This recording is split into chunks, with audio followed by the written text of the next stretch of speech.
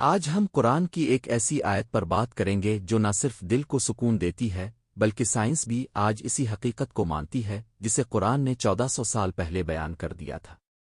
آج کا موضوع ہے ستاروں کی روشنی اور ہدایت، یعنی ستاروں کے ذریعے راستہ معلوم کرنا۔ اپنے رات کے وقت آسمان میں چمکتے ہوئے ستارے ضرور دیکھے ہوں گے، لیکن کیا اب جانتے ہیں کہ یہ ستارے صرف خوبصورتی کے لیے نہیں بلکہ اللہ تعالیٰ نے انہیں انسان کے لیے راستہ دکھانے کا ذریعہ بھی بنایا ہے؟ قرآن میں اللہ تعالیٰ فرماتے ہیں، اور زمین میں نشانیاں بھی بنائیں اور ستاروں کے ذریعے لوگ راستہ پاتے ہیں۔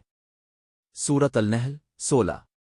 اور قرآن میں ایک اور جگہ فرمایا گیا، اور وہی ہے جس نے تمہارے لیے ستارے بنائے تاکہ تم خشکی اور سمندر کی تاریکیوں میں ان کے ذریعے راستہ پا سکو۔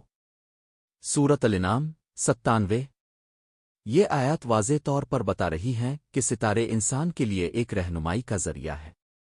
اب ذرا تصور کریں، آج ہمارے پاس موبائل ہے، گوگل میپس ہے، جی پی ایس ہے، اور ہر جگہ راستہ معلوم کرنا آسان ہے۔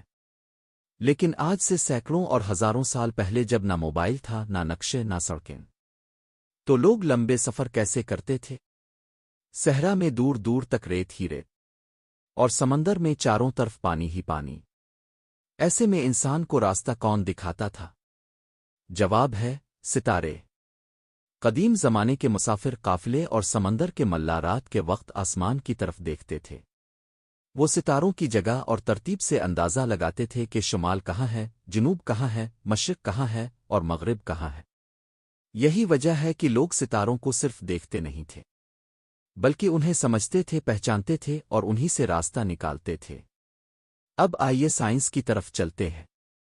سائنس میں ستاروں کے ذریعے راستہ معلوم کرنے کے علم کو کہا جاتا ہے فلکیاتی راستہ شناسی، یعنی آسمان میں ستاروں کی پوزیشن دیکھ کر سمت اور مقام معلوم کرنا۔ یہ علم آج بھی دنیا میں موجود ہے، اور حیرت کی بات یہ ہے کہ جدید سائنس کی کئی کتابوں میں اس کا ذکر واضح طور پر ملتا ہے۔ مثال کے طور پر ایک مشہور سائنسی کتاب ہے فلکیاتی راستہ شناسی، جسے لکھا ہے ڈیوڈ برچ نے۔ اس کتاب میں بتایا گیا ہے کہ کس طرح ستاروں کو دیکھ کر انسان اپنی سمت اور مقام معلوم کرتا ہے۔ اسی طرح ایک اور کتاب فلکیات، کائنات کی ابتدائی رہنمائی، جسے لکھا ہے ایرک شیسن اور اسٹیو مک ملن نے۔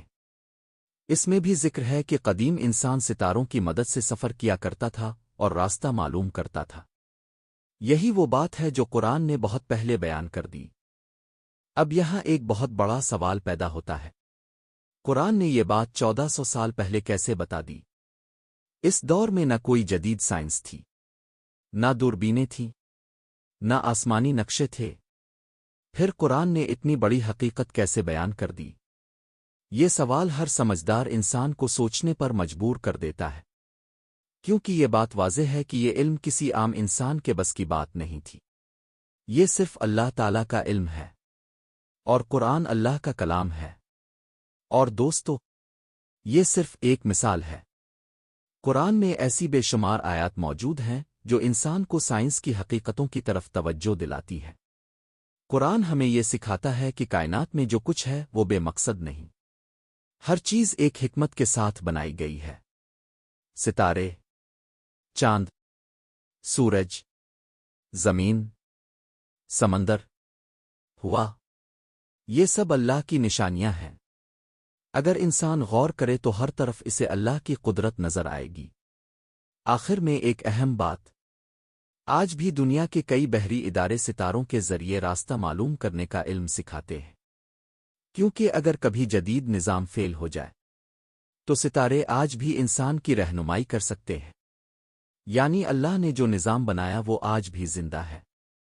اگر آپ کو یہ ویڈیو پسند آئی ہو اور اب قرآن اور سائنس کے ایسے مزید حیرت انگیز موضوعات پر ویڈیوز دیکھنا چاہتے ہیں تو چینل کو سبسکرائب کریں اور بیل والے بٹن کو ضرور دبائیں، کیونکہ اگلی ویڈیو میں ہم قرآن کی ایک اور ایسی حقیقت لے کر آئیں گے جو آپ کو حیران کر دے گی۔